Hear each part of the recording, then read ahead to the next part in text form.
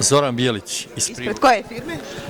Pa ja dolazim iz Priboja, firma Vetex koja se bavi proizvodnjom, znači proizvodnja je kućne galanterije uglavnom, a ovdje smo zastupljeni sa ovim hotelijerskim programom za restorane, hotele i tako. Da li i za domaćinstva?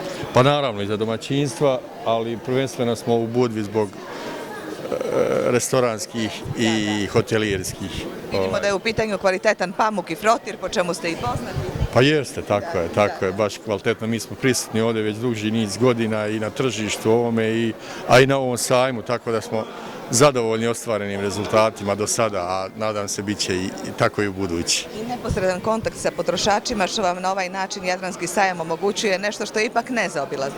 Naravno, pa tu smo već iz dalekog Priboja stigli upravo zbog toga. Već smo domaći. Direktni kontakt, tako je, već smo se udomaćili ovdje. Najljepše hvala što ste još jednom došli kod nas i očekujemo vas i sljedeće godine. Ako Bog da, hvala i vama.